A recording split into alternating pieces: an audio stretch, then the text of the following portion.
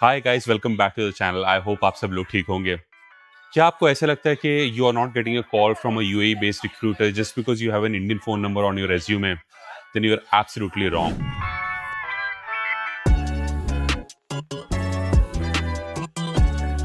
तो सबसे पहले तो ये समझते हैं कि लोगों को ऐसा क्यों लगता है कि अगर उनके रेज्यूमे में एक इंडियन फ़ोन नंबर है, तो यहाँ पर रिक्रूटर उनको कॉल नहीं कर पाएगा। देखो, उसके 2 रीज़न्स हैं। पहली बात तो क्या है कि इंडिया में उतना ज़्यादा कॉमन नहीं है लोगों के फ़ोन में इंटरनेशनल मिनट्स होना, बट यहाँ पर ये काफ़ी ज़्यादा कॉमन है। यहाँ पर ऑलमोस्ट 90% लोग एक्सपैट्स हैं। एंड अगर आप एतिसलात, दूर जो यहाँ पर common cell phone service providers हैं, उनकी वेबसाइट पे जाके देखोगे, तो आपको दिख जाएगा कि यहाँ पर ऑलमोस्ट जितने भी प्लान्स हैं, सभी में इंटरनेशनल मिनट्स इंक्लूडेड होते हैं। So a regular person can also call you, forget about being a recruiter. Recruiter के पास तो ऑफिस का फोन होता है, वो आराम से आपको कॉल कर सकते हैं।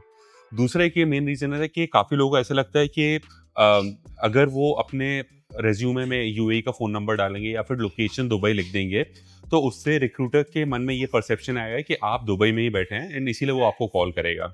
बट वो भी चीज़ बिल्कुल भी सही नहीं है, क्योंकि आपने बहुत सारे ऐसे वीडियोस में देखा होगा। इनफैक्ट आपने मेरे भी जो पहले वीडियो देखा होगा, मेरी wife has got a job in Dubai while she was in India. And मैंने पहले भी काफ़ी सारे वीडियोज से बताया है कि when I was back in India I was also receiving a lot of calls from UAE. तो ऐसा बिल्कुल भी नहीं है that they are not able to call you or they don't want to call you. The reason is very simple, वो हम आगे इस वीडियो में डिस्कस करते हैं।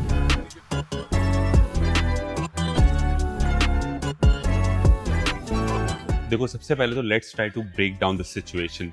तो देखो, यहाँ पर किस टाइप की जॉब्स हो सकती हैं। प्राइमरली अगर हम ब्रॉड कैटेगरी में डिवाइड करें तो देखो 2 ही टाइप की जॉब्स हो सकती हैं। एक तो वो जिसमें they are open to hire international talent, and दूसरा वो जिसमें they do not want to hire international talent for any reason. That could be because they want somebody who is available in the UAE, or they want somebody who has GCC experience, has UAE market experience, right? तो जो पहला option है जिसमें they are open to hire people internationally, उसमें तो बहुत obvious ये बात है कि आप कॉल एक्सपेक्ट कर सकते हो, even if you have a Indian phone number, a US phone number और अ कैनेडियन फोन नंबर और whatever phone number on your resume. अब बात करते हैं दूसरे पॉइंट के बारे में। तो देखो, दूसरा पॉइंट ये है कि अगर कोई ऐसी जॉब है जहाँ पर लेट्स से उनको मिडल ईस्ट एक्सपीरियंस के लोगों की ज़रूरत है, या फिर ऐसे लोगों की ज़रूरत है जिनको दुबई या यूएई का एक्सपीरियंस हो, राइट? देखो, उस केस में आप लोग क्या कर सकते हो, मान लीजिए मैंने आपको एक यूएई का फ़ोन नंबर ला के दे भी दिया एंड आपने वो रेज्यूमे में डाल दिया। आपने अपनी लोकेशन भी इंडिया या जहाँ से भी आप ये देख रहे हो वो चेंज करके आपने दुबई लिख दी। तो उससे क्या होगा, उससे क्या फ़ायदा हो जाएगा? Let's try to understand. देखो, अगर मान लो रिक्रूटर के मन में ये परसेप्शन आया that yes you are based out of UAE, उसने आपको कॉल कर भी लिया and everything is going fine, you have 1 or 2 rounds of interview and you are able to clear all of them and you get selected. फिर recruiter आपको क्या बोलेगी, आपको पता है? The first thing that they are going to ask is, can you share your Emirates ID and your visa? वो आप कहाँ से लाओगे? यहाँ पर जो एमिरेट्स आईडी होती है, वो आप ये समझ लो कि it is almost like Aadhaar card on steroids.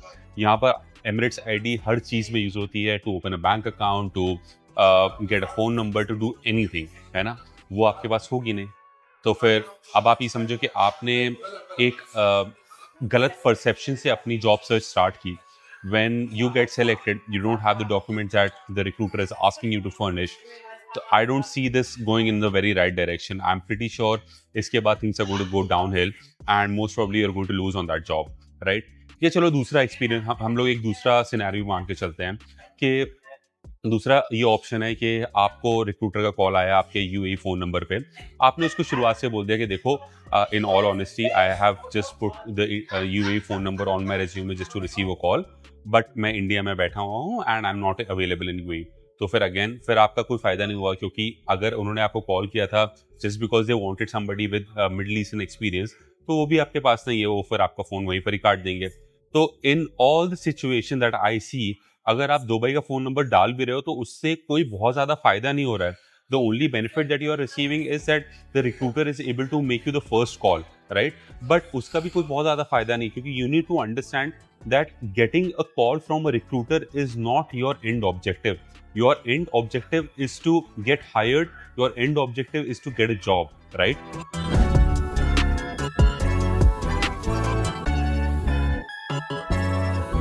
मैं आपको एक पर्सनल एनेक्डोट बताता हूँ। आप लोगों ने शायद पहले का वीडियो मेरा देखा ही होगा जिसमें मैंने अपनी वाइफ का इंटरव्यू लिया था। उसमें उसने बताया था कि that she got at least 2 to 3 calls from UAE while she was in India. जब मैं भी इंडिया से जॉब सर्च कर रहा था, मेरे को भी ऑलमोस्ट 2 से 3 कॉल्स आई थी while I was looking for a job. तो किसी भी कॉल के डिस्कशन में ये कहीं पर भी डिस्कस नहीं हुआ कि आप इंडिया में हो, आप इंडिया में क्यों हो, आप यूएई में क्यों नहीं हो, क्योंकि ऑफ कोर्स आई मीन हमारे रेज्यूमे क्लियरली उसमें इंडियन फ़ोन नंबर लिखा हुआ था। हमारी जो करंट जॉब्स चल रही थी वो उसमें क्लियरली ये दिखा रहा था कि मैं गुड़गांव में नौकरी करता हूँ। तो कहीं पर भी इस चीज़ का ज़िक्र नहीं हुआ कि आप लोग यूएई में क्यों नहीं हो, या आप क्या बिना जॉब के यूएई आ सकते हो। So do not feel कि just because you have an Indian phone number on your resume, they are not open to hire you. Easily हमारे केस में मेरी वाइफ का जब सिलेक्शन हो गया था, they were okay to for her to serve the notice period. उसका around 1 या 1.5 महीने का नोटिस पीरियड था जो उसे सर्व किया, and then she was able to move here.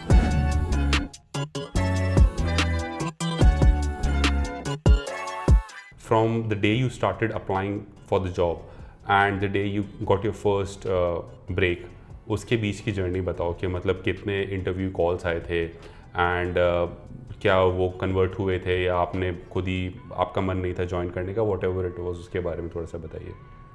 Okay, सो जनवरी में मैंने सीरियसली थोड़ा अप्लाई करना शुरू किया and around February I got a call from a very small boutique consulting company. तो यहाँ पर जो अनस्किल्ड जॉब्स है ना, उसमें उनको ऐसे लोग चाहिए होते हैं जो यहीं पर ही अवेलेबल हों, जो इमीडिएट जॉइनर्स हों, जैसे डिलीवरी राइडर्स हो गया, या रेस्टोरेंट में जो कुछ वेटर्स हो गए, कुक हो गए, शेफ्स हो गए। उन केस में उनको इमीडिएट जॉइनर्स की ज़रूरत होती है, बट जो स्किल्ड जॉब्स हैं उसमें इमीडिएट जॉइनर्स की इतनी ज़्यादा ज़रूरत नहीं होती है, एंड अगर वो है भी तो वो बहुत ही कम परसेंटेज है। इतनी कम परसेंटेज ऑफ जॉब्स के लिए अगर आप बहुत ज़्यादा हाथ पैर मार रहे हो कि कहीं से यूएई फ़ोन नंबर अरेंज कर रहे हो, या किसी ऐप के थ्रू अरेंज कर रहे हो, अपने फ्रेंड को बोल रहे हो कि भाई लेके आ जाओ मेरे लिए एक यूएई का फ़ोन नंबर, तो I don't think so the effort is worth it. And again, like I said, your objective is not to get a call from the recruiter. Your objective is to find a job and get selected.